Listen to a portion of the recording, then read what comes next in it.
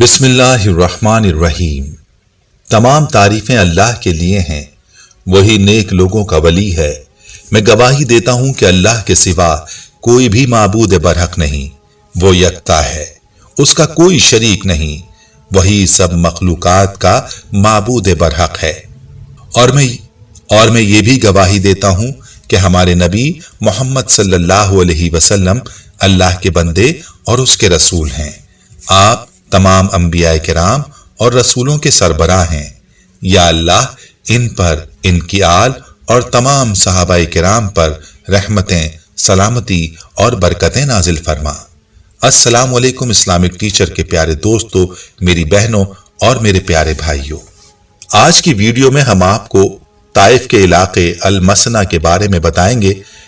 Taif के बारे में तो तकरीबन हर कोई जानता है कि ये वो इलाका है जहां हमारे प्यारे आका सल्लल्लाहु अलैहि वसल्लम तबलीग के लिए हिजरत से पहले तशरीफ ले गए थे, और इन वादियों में जालिमों ने हमारे प्यारे नबी सल्लल्लाहु अलैहि वसल्लम पर जुल्म किया था। याद रहे कि यहां पर एक बाग है जहां हमारे नबी सल्लल्लाहु अलैहि वसल्लम ने अंगूर खाए थे। वो बाग भी हम आपको दिखाएंगे, और वहां एक ऐसा पत्थर भी है जिसके बारे में आया है कि इस पत्थर पर हमारे नबी सल्लल्लाहु अलैहि वसल्लम कुछ देर के लिए तशरीफ फरमा हुए थे। अगर आप अपनी स्क्रीन पर देखें तो ये एक तंग गली है जिसके आखिर में एक बाग है, जिसकी ज़ियारत हमने आपको करवाने का जिक्र किया था। ये 3-4 बागों का एक मजमुआ है। यहाँ एक मस्जिद भी है जिसे मस्जिद अदद 10 या मस्जिद अदास कहा जाता है, और इसको मस्जिद अदास इसलिए कहा जाता है क्योंकि अदास नौकर था उतबा बिन रबिया का। उतबा बिन रबिया हमारे नबी सल्लल्लाहु अलैहि वसल्लम का दुश्मन था। इस मस्जिद के मकाम पर हमारे नबी तशरीफ फरमा थे कि उतबा बिन रबिया ने अपने नौकर के हाथ अंगूर भेजे थे, क्योंकि उसने नबी करीम सल्लल्लाहु अलैहि वसल्लम को जख्मी हालत में देखकर तरस खाया था। उसने अपने नौकर से कहा कि नबी करीम सल्लल्लाहु अलैहि वसल्लम को मेरा ये पैगाम दे दो कि मेरी तरफ से ये अंगूर कबूल कर लें और यहां से चले जाएं और इस्लाम की तबलीग छोड़ दें। जब अदास ने अंगूर पेश किए तो नबी करीम सल्लल्लाहु अलैहि वसल्लम ने पूछा कि तुम कहां से हो? तो उसने कहा मैं नैनवा से हूं। तो आप सल्लल्लाहु अलैहि वसल्लम ने फरमाया, नैनवा यानी मेरे भाई के शहर से, मेरे भाई हजरत यूनुस अलैहिस्सलाम के शहर से? तो अदास ने पूछा कि आप हजरत यूनुस अलैहिस्सलाम को कैसे जानते हैं? तो आप सल्लल्लाहु अलैहि वसल्लम ने फरमाया, वो मेरे भाई हैं।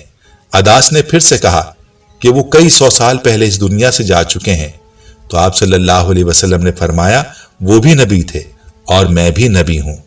रिवायात में आता है कि हजरत अदास आप सल्लल्लाहु अलैहि वसल्लम पर ईमान लाए और मुसलमान हुए, और कहते हैं कि हजरत अदास ने जब आप सल्लल्लाहु अलैहि वसल्लम के आसार नबूवत को मुलाहिजा फरमाया तो उन्होंने आप सल्लल्लाहु अलैहि वसल्लम के हाथों का बोसा लिया और कह उठे, अशहदु अन्नका अब्दुल्लाह व रसूलुहु, मैं गवाही देता हूं कि बेशक आप अल्लाह के बंदे और उसके रसूल हैं।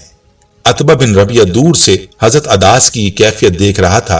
जब वो वापस हुए तो उसने अदास से पूछा कि तुमने मोहम्मद सल्लल्लाहु अलैहि वसल्लम की दस्त बोसी क्यों की? हजरत अदास ने कहा, वो दुनिया के बेहतरीन शख्स हैं। तो कहने लगा, देखना कहीं वो तुम्हें तुम्हारे दीन से ना फेर दे, तुम्हारा दीन उसके दीन से बेहतर है। फिर कहा जाता है कि जब गज़वा बदर की तैयारियां हो रही थीं और अतबा और शीबा भी तैयारी करके बदर के लिए जाने लगे तो अदास ने उनके पांव थाम लिए और कहने लगा कि खुदा की कसम, तुम लोग नबी से लड़ने के लिए जा रहे हो और तुम लोगों का बचकर लौटना बहुत मुश्किल है। उन्होंने उनको समझाने की कोशिश की, लेकिन वो ना माने। तो आप गमगीन होकर बैठ गए। और अब आपको उस बाग के बारे में बताते हैं जिसके मनाजिर आपके सामने हैं। कहा जाता है कि बाग में इंजीर के दरख्त भी मौजूद हैं, और बहुत से ऐसे दरख्त इस बाग का हिस्सा हैं जो सदाबहार भी हैं, और इसमें तूत के दरख्त भी मौजूद हैं। अगर बात की जाए मस्जिद कुवा की, तो मस्जिद कुवा भी खूबसूरत और कदीम मसाजिद में से है, और इस मस्जिद के बारे में कहा जाता है कि ये वो मस्जिद है जहां आप सल्लल्लाहु अलैहि वसल्लम टेक लगाकर बैठ गए थे। लेकिन ये बात कितनी सच्ची है, इस बारे में कोई पुख्ता रिवायत हमें नहीं मिलती। इसके बाद जो मस्जिद आती है वो भी रास्ते के किनारे पर एक कदीम मस्जिद है, और उस मस्जिद को मस्जिद बिलाल कहा जाता है, اور مسجد علی ابن ابی طالب بھی کہا جاتا ہے۔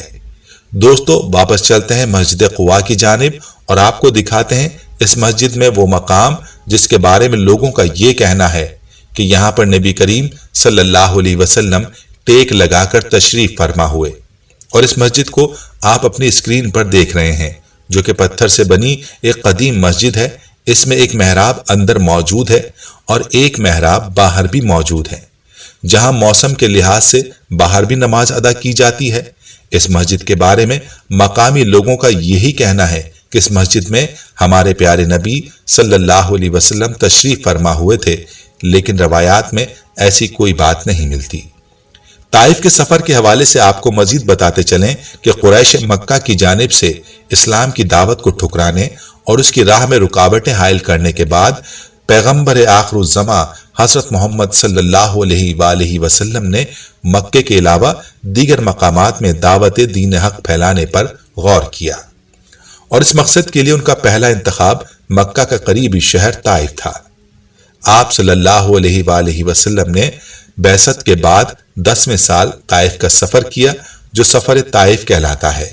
10 سال مکے میں دین حق کی دعوت دینے کے باوجود بیجا مخالفت اور قریش کی ستم ظریفیاں حضرت سیدنا محمد صلی اللہ علیہ وآلہ وسلم اور مسلمانوں کی راہ میں بدستور حائل تھیں۔ حضرت صلی اللہ علیہ وآلہ وسلم کو اس بات کا بخوبی علم تھا کہ قریش جو مدت سے شرک اور بت پرستی کے قائل تھے، انہیں اتنی جلدی پیغام حق قبول نہیں کر سکتے۔ اسلام کی تبلیغ کے لیے آپ صلی اللہ علیہ وآلہ وسلم کی نظر انتخاب طائف پر پڑی، اور اہل طائف کے کانوں تک توحید کی آواز پہنچانے کے لیے آپ نے بعثت کے 10ویں سال حضرت زید بن حارثہ رضی اللہ تعالی عنہ کو ساتھ لے کر طائف کا سفر کیا۔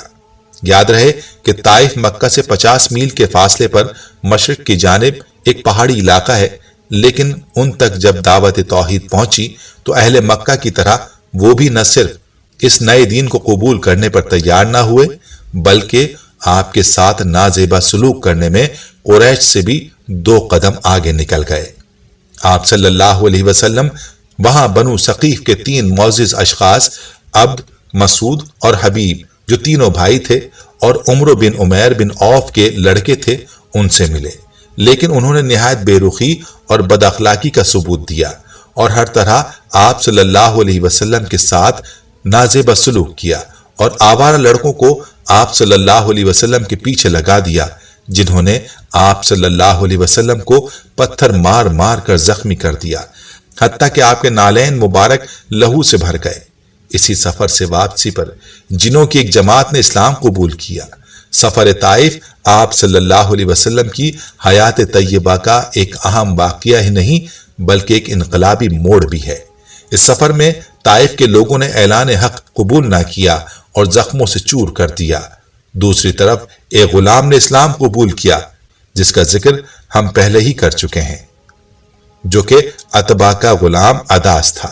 یاد رہے کہ طائف کا سفر رسول اللہ صلی اللہ علیہ وسلم کے لیے ذاتی اعتبار سے امتحان، آزمائش اور ابتلا کا نقطہ عروج ہے، اسی لیے حضور اکرم صلی اللہ علیہ وسلم نے اسے معرکہ احد سے زیادہ سخت دن قرار دیا۔ پیارے بھائیو، اس ایمان افروز ویڈیو کو اپنے پیاروں کے ساتھ بھی ضرور شیئر کیجیے۔ ہم یہ امید کرتے ہیں کہ آپ کو ہماری آج کی یہ ویڈیو ضرور پسند آئی ہوگی۔ اگر آپ کو ہماری آج کی یہ ویڈیو پسند آئی ہے تو آپ سے گزارش کرتے ہیں کہ آپ ہمارے چینل اسلامک ٹیچر کو ضرور سبسکرائب کر لیں اور ساتھ ہی لگے بیل کے بٹن کو بھی پریس کر لیں، تاکہ آپ کے پاس ہماری آنے والی مزید معلوماتی ویڈیوز کا نوٹیفیکیشن بر وقت ملتا رہے۔ سبسکرائب کے ساتھ ساتھ ہماری ویڈیوز کو لائک بھی کریں اور اپنی قیمتی رائے کا اظہار کمنٹس میں ضرور کریں۔